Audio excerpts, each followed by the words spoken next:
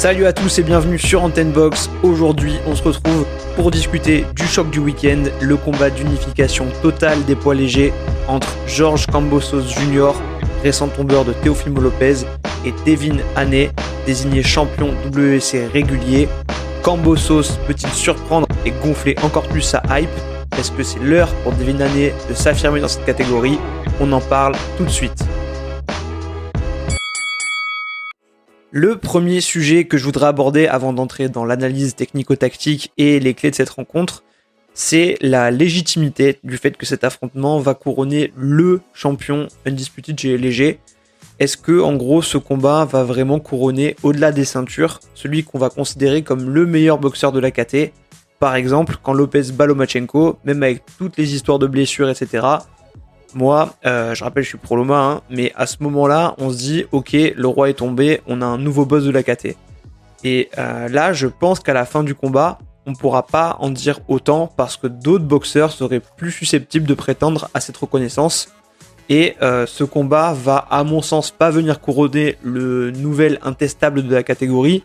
Certes, le vainqueur aura toutes les ceintures, mais l'enjeu pour moi, il est assez différent.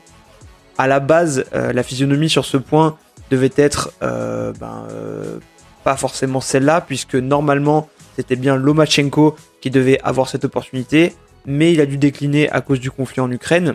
Et là, pour le coup, si cet affrontement avait eu lieu, moi je considère qu'on aurait eu la réponse à la question de qui est le meilleur boxeur de cette catégorie des légers, parce que pour moi et pour beaucoup je pense, Lomachenko ça reste le boss, ou en tout cas un des boss de la catégorie par rapport à tous ses accomplissements. Et Kambosos, il méritait ce shot contre Loma pour tenter d'affirmer qu'il n'est pas là par hasard après son combat contre Lopez. Parce qu'aujourd'hui encore, et après sa récente performance, je peux pas affirmer que je le classe dans les top de la KT. Pour moi, il a fait un super combat contre Lopez, mais il est, je pense, tombé sur un Lopez très mal préparé et surtout trop bête dans son approche du combat, trop sûr de lui et qui s'est fait submerger quand il a vu qu'il n'arrivait pas à faire ce qu'il voulait. Après, bravo à Kambosos du coup, déjà parce que lui, il a suggéré les aléas d'un combat qui a été très longuement et successivement reporté et resté focus. Et chapeau du coup pour son intelligence, sa tactique et sa capacité à exploiter les failles de son adversaire et d'avoir eu vraiment un cœur de lion, mais ça c'est une de ses grosses qualités. Mais même en disant ça, je peux pas m'empêcher de me dire qu'intrinsèquement, pour moi, Lopez, s'il avait abordé ce combat plus intelligemment, il aurait vraiment pu le gagner. Pour être fixé, une revanche, ça aurait pu être intéressant contre Lopez pour confirmer une éventuelle supériorité, mais bon, Lopez a pas voulu donner une revanche à Loma à l'époque, donc il est prêt à son propre jeu, et c'est bien fait pour lui quelque part, et de toute façon, lui veut monter en super léger, donc la question se pose même pas, et quoi qu'il en soit, en plus, vu son analyse du combat et celle de son clan, je suis pas sûr qu'il soit à date suffisamment capable de se remettre en question pour changer des choses s'il y avait une revanche. Et puis bon, de toute façon, dans l'absolu, Kambosos, il a gagné de façon convaincante, donc à part pour savoir si c'était un accident côté Teofimo, qui est moi la question que je me pose, il n'y a pas vraiment d'argument solide pour un rematch, donc je comprends que dans l'absolu, ça n'avait pas forcément été évoqué. Donc l'enjeu pour moi, de mon point de vue en tout cas, dans ce combat contre Haney, ce sera donc pour Kambosos de confirmer qu'il appartient bien à l'élite de la catégorie, et pour Haney, ce sera de son côté aussi l'occasion de montrer qu'il est un contender sérieux. Et pour moi, c'est ça en fait la vraie valeur de ce combat. Plus que de désigner le boxeur le plus fort de la catégorie, malgré le fait que tous les ceintures soient en jeu, ce sera ça. Et si je vais au bout de cette analyse, aujourd'hui, à mon sens, le combat qui est capable de désigner concrètement qui est le meilleur, ce serait forcément Lomachenko contre Gervonta Davis. C'est, je pense, moi, le combat que tout le monde aimerait voir dans cette catégorie. Et si on se projette un peu, on peut rajouter Shakur Stevenson comme prétendant face à ces deux-là, parce qu'il sera appelé très bientôt, je pense, à monter de catégorie. Et ce que va nous apprendre en fait le combat entre Kambosos et Haney, finalement, même si le vainqueur aura lui les 4 ceintures, c'est lequel des deux peut prétendre à être un contender équivalent légitime face à ce trio dans cette catégorie. Parce que malgré ce qu'ils ont fait, Kambosos et Haney, ils ont tous les deux encore des profils un peu d'outsider, je trouve. Plus encore Kambosos, puisque Haney, il a fait monter son niveau d'adversité récemment avec un Linares, avec un Diaz, mais il n'a pas complètement rassuré. Là où Kambosos, lui, il a fait tomber un gros nom, mais un seul par rapport à tous ces affrontements précédents. Donc il y a encore des incertitudes. C'est un peu injuste aussi, je l'admets, de mettre Davis si haut versus ces deux-là, mais pour moi il a quand même une adversité plus relevée avec des mecs comme Santa Cruz, comme Pitbull Cruz aussi, et puis surtout il a une aura aujourd'hui Davis par rapport à un Ane ou un Kambosos que eux n'ont pas, ça il faut être honnête, et qui pourrait atteindre je pense en cas de victoire l'un et l'autre en fonction du choc de samedi. Et ce qui pêche aussi un peu pour Ane je pense, qui est en avance je pense aussi par rapport à Kambosos en termes d'image, de talent boxe, c'est aussi justement cette image qui lui colle à la peau de champion désigné par mail par la WBC, et du coup il a vraiment des choses à prouver encore pour être considéré comme un champion légitime. Alors respect pour Kambosos vraiment, aussi qui à la base voulait donner sa chance à Lomachenko, qui pour moi, je le répète, vu ses accomplissements est clairement le plus méritant, mais surtout le plus dangereux, donc respect à Kambosos pour sa confiance de vouloir le prendre lui, et d'avoir le courage de surfer sur sa dynamique du moment pour affronter les meilleurs, parce qu'on peut vraiment pas dire que ce soit le cas de tout le monde dans cette catégorie des légers, où on tarde vraiment à voir ceux qui sont considérés comme les tops se boxer. Donc ce que je kifferais moi, du coup, c'est qu'en parallèle de ce combat, on ait un Loma Davis. Bon, je peux rêver, mais voilà, je dis un peu mes rêves là.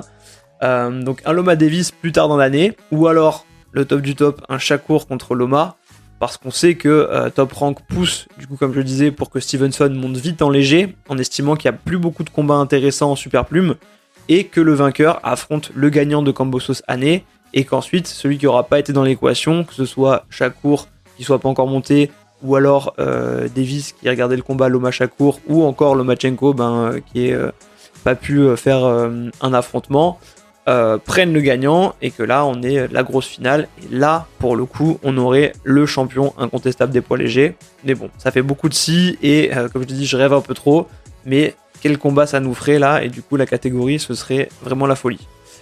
Sur le combat en lui-même maintenant, en termes de comparatif, Kambosos il a 28 ans, 20 combats, 20 victoires dont 10 par KO, et Ane lui il a 23 ans, 27 combats pour autant de victoires, donc 15 par KO, donc on est face à deux invaincus. Sur les caractéristiques physiques, Kambosos il est un peu plus grand en taille, 1m76 contre 1m73 pour Ane, mais en revanche son allonge est plus courte avec 1m73 contre 1m80 pour Ane. Donc Kambosos il est assez grand du coup par rapport au récent adversaire d'Ane, mais en termes d'allonge il reste dans les standards, alors que l'allonge d'Ane elle est vraiment élevée par rapport à celle des récents adversaires de Kambosos. Surtout que c'est assez particulier d'être en face d'un adversaire plus petit, mais qui a vraiment une plus grosse allonge, parce que ça rend plus complexe l'appréciation de la distance, et comme en plus, cette gestion, c'est un des points forts d'Ane, et que Kambosos est un boxeur de contre, ça peut lui poser des problèmes. Après, Kambosos, il est très explosif dans sa façon de déclencher et d'exécuter ses enchaînements, donc s'il arrive à être assez près, il peut toucher, mais ce sera pour moi clairement une des clés intéressantes du combat à étudier, parce que si Ane bouge bien, il peut le maintenir hors distance avec son jab. Sur les styles et l'état de forme des deux boxeurs maintenant, je vais commencer par Ane. Ane déjà, comme je l'ai dit un peu avant, c'est un de ceux qui a fait le plus d'efforts en termes de développement sur l'adversité par rapport aux autres boxeurs de la KT, dont on parle souvent, à savoir les Davis, les Ryan Garcia, etc. Même si ouais, j'ai dit tout à l'heure que Davis avait quand même une plus grosse adversité. Ça se mêle avec tout, avec Laura, c'est vrai qu'il y a eu des bons boxeurs. En tout cas, je trouve que Ane a eu la progression la plus cohérente en termes d'adversité. Parce que après Gamboa, donc qui était un peu rincé à 38 ans, il a récemment pris Linares, pareil vieillissant, mais qui reste un boxeur dangereux et puissant. Au début, il a très bien géré la distance contre lui, il a réussi à sortir sans se faire toucher, tout en étant assez agressif, alors que normalement, Ane, c'est quand même un boxeur qui attend beaucoup, qui va chercher à fixer, gêner avec son jab, et qui est très bon pour ensuite distribuer des coups lourds, notamment sur des crochets. Il a les mains assez basses, une garde un peu en finichel comme Mayweather. Il va varier entre les phases d'offensive rapide ou les phases de contre. Et comme je disais, face à Linares, moi il m'a bien plu. Au début, il le bloquait bien en le gênant avec son jab tout en étant vraiment actif. Après, Linares, il est aussi moins explosif qu'avant. Mais c'est important de dire qu'il s'est fait peur en se faisant bien secouer Ane par un gros crochet dans le 10e. Alors qu'il avait déjà eu un avertissement dans le round 9 en prenant déjà un bon coup qu'il avait secoué. Il a quand même su s'accrocher et se remettre dans le bon sens pour gagner le combat au point. Mais on a vu la catastrophe arriver. Et par rapport à ça, justement, j'ai envie d'intégrer une réflexion parce qu'on a tendance à dire que Ane, c'est un boxeur défensif. Mais c'est un boxeur défensif dans le sens où il contrôle le tempo, où il attend, où il va compter sur ses mouvements pour gérer le combat. Et en ce sens, c'est pas un boxeur offensif. mais donc on peut clairement pas le cataloguer comme ça. Mais c'est pas non plus un maître de la défense comme un Floyd ou un Shakur Stevenson. Lui, c'est surtout parce qu'il contrôle cette distance avec son jab qui va dicter le rythme. Voilà, il a souvent cet enchaînement aussi un peu métronome d'ailleurs, de gêne avec le bras avant, droite au corps. Mais sa garde est pas clairement impénétrable. Il en prend, comme je l'ai dit, sur ce qu'on a vu contre Linares et même contre Jojo Diaz, donc qui était aussi une autre forme d'adversité, où je trouve qu'il a fait un bon combat. Parce que Diaz, même s'il n'est pas très connu, c'est un très bon boxeur qui a vraiment surclassé en plus Ravia Fortuna. Il est fort en plus Diaz pour t'amener dans un combat qui va pas être confortable pour toi, qui va salir, il va avancer pour te gêner dans ta prise de distance. Et même si Ané a bien réussi ça sur la globalité du combat contre un adversaire chiant, en fixant la distance, il prend un bon crochet dans le 7ème qu'il secoue, alors que Diaz pour le coup, c'est pas non plus réputé pour être un puncher. Donc moi j'ai des doutes déjà sur le fait qu'il a un menton à toute épreuve et sur le fait qu'il maintienne de la consistance sur toute la durée d'un combat. Il peut avoir de très bonnes séquences au cours des combats, de déplacement, de travail intelligent, de gestion de la distance, de travail en contre, mais je trouve toujours qu'il a du mal à maintenir de la rigueur sur l'ensemble du combat. C'est ça qui peut lui jouer des tours contre de gros boxeurs. Il est bon, mais on l'a jamais vu sortir ce supplément d'âme où on se dit waouh, là c'était vraiment la masterclass d'Evin Haney. Et c'est ça qu'on attend de voir avec lui. Le talent, clairement, il l'a, mais il doit sortir une performance référente de A à Z. Et au-delà de tout ça, il y a quelque chose qui me gêne, entre guillemets, chez Haney, c'est que je trouve qu'il a tendance à se reposer un peu plus que de raison sur son intelligence de combat, et que ça lui joue des tours, ça pourrait en tout cas lui jouer des tours, s'il est dans le dur, ou que ça se passe pas comme il veut. Parce que je parlais de l'importance de la confiance chez les boxeurs, et de leur disposition psychologique particulière dans mon podcast sur Tony Yoka, et je pense que Haney, il est trop surconfiant par rapport à des habilités qu'il surestime. Ça se sent dans son discours. Oui, c'est un boxeur intelligent, mais il donne le sentiment de se sentir trop intelligent et de penser qu'il a un coup d'avance sur tout, là où je pense et où je vois dans ses récents combats que c'est pas forcément toujours le cas et qu'il a parfois des manques, et j'ai peur qu'il soit surpris versus un Stevenson par exemple, qui lui donne vraiment le sentiment d'avoir un plan pour tout. Et à l'opposé, Kambosos, en face, il est très confiant aussi, mais il a l'air d'avoir conscience que lui, c'est un besogneux. Et c'est ce qui fait un peu la différence. Pour lui, c'est son cœur de lion, son mental, et ça illustre le problème d'Haney, qui devrait aussi arriver à se mettre en mode charbon davantage, en mode combattant, guerrier, qu'en mode tout le temps, je me place en mode génie du ring, parce que à ce jeu-là, oui, il est bon, mais d'autres sont plus forts que lui, et il doit pas compter que sur cette unique qualité, parce que ça pourrait lui porter préjudice. Après, Haney, il est encore très jeune, et il a vraiment le temps de progresser sur les points que j'ai énumérés, mais c'est pas un boxeur encore, pour moi, totalement complet, là où une fois encore, quand tu vois Stevenson, tu vois que t'es vraiment en face d'un surdoué. Du côté de Kambosos, maintenant, on est sur un boxeur bien mobile, bon mouvement de jambes, très dynamique, c'est pas un puncher non plus. Ça a été le sparring de Pacquiao en revanche, donc c'est pas n'importe qui, et forcément il a des qualités. Il a un style un peu atypique entre le pressure fighter et le contreur, où il va venir te mettre la pression pour te faire déclencher et contrer en vitesse. Il va provoquer, il cherche à avancer sur chaque coup, et tout ça en travaillant beaucoup en power punch. Après, il prend des coups, mais il bouge beaucoup, et il est un peu dans l'agression constante. Il bouge énormément, et il va frustrer ses adversaires en bougeant et en déclenchant des pluies de coups derrière. Et à terme, des contres comme ça, ça peut vraiment te mettre dans l'inconfort. Et c'est ça aussi qui a posé, je pense, des problèmes à Lopez. Surtout parce qu'il lâche rien, qu'il a un gros mental. Il travaille sur des directs, des enchaînements et des crochets rapides et puissants derrière, au corps et à la face, en cherchant toujours à bien varier les niveaux. Contre Lee Selby, il attendait bien le jab pour contrer et utiliser sa vitesse derrière.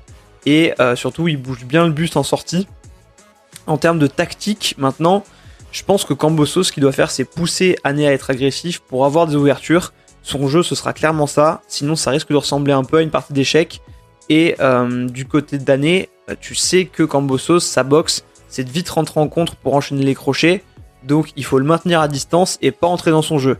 Il faut le frustrer et le faire payer quand il se jette. Et si on est à sa distance, faut être bien hermétique et attendre de placer un bon contre. Ou alors le tenir loin et le punir quand il essaie de rentrer. Kambosos aussi prenait pas mal de jabs en sortie contre Mickey Bey par exemple.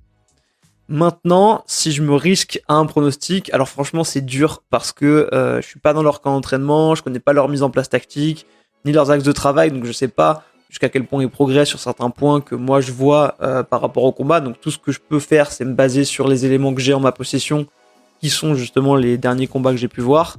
Mais je vais me mouiller quand même pour vous dire comment moi je vois le truc.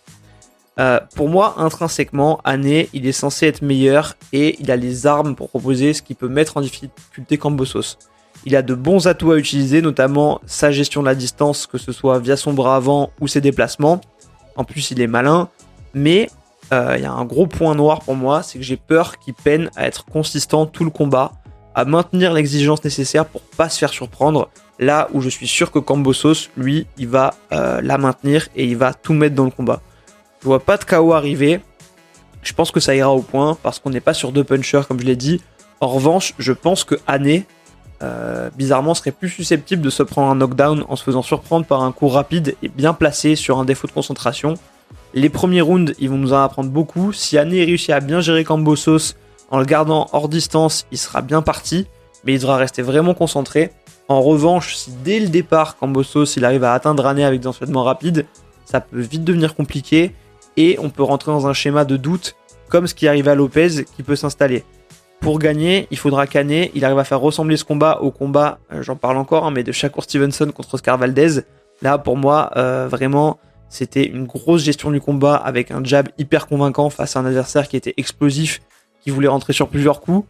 Même si pour le coup, Kambosos, il n'a pas la puissance de Valdez, mais il est peut-être plus rapide pour le coup. Et Ane, pour moi, il est forcément, je trouve, très en dessous de Shakur, qui a lui une consistance qui est phénoménale dans la gestion de son combat du début à la fin. Donc vraiment de mon point de vue, c'est le modèle à suivre. Si j'étais son coach, je lui ferais bouffer ce combat. Après, est-ce qu'il est capable de reproduire la même chose ? Il a des qualités qui peuvent être similaires sur certains points. Après, la question, c'est jusqu'où il peut cranter et pousser ce level. En tout cas, de mon point de vue, l'issue du combat, elle va dépendre des réponses à cette équation précise de maintien de la distance, de gestion du combat et de consistance dans les premiers rounds, avec la capacité potentiellement d'Ane à s'ajuster s'il n'y parvient pas dès le départ. Donc mon prono, il est un peu évolutif et à tempérer selon ce qu'on verra là-dessus, mais pourtant, je vais dire que ce que j'imagine, c'est une victoire de Kambosos au point. Je pense que sa consistance, sa rigueur, son application et son explosivité, elle peut faire la différence si Ane a des absences ou ne maintient pas sa gestion de la distance tout le combat. Et j'ai trop vu ces failles-là récemment chez Ane. Donc je répète, pour moi, intrinsèquement, Ane est meilleur, vraiment. Mais je pense que Kambosos, il peut exploiter ses petits points faibles. En tout cas, moi je vois. Peut-être que Ane les a gommés et que du coup, ça va lui permettre d'exploser Kambosos. Ou alors peut-être que ce ne sera pas le cas et qu'une défaite potentielle contre Kambosos lui permettra d'ajuster ces choses-là. En tout cas, si c'est pas le cas, ça voudra dire que donc si Ane ne subit pas une défaite face à Kambosos, ça voudra dire que il a encore franchi du coup un cap. Et là, comme je le disais, il pourra vraiment revendiquer une place parmi les tops de cette catégorie. Donc s'il gomme ses petites faiblesses.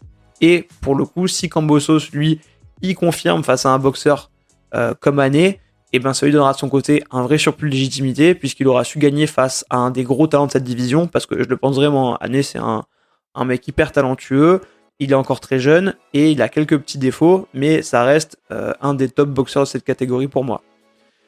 Enfin, il y a un dernier point qui est plus anecdotique et qui va me faire pencher aussi pour une victoire à la décision de Kambosos, c'est que Kambosos va être à domicile, donc en Australie, et qu'Ane, lui, il vient sans l'appui d'un promoteur influent parce que cet événement, il est plutôt du coup géré côté Kambosos.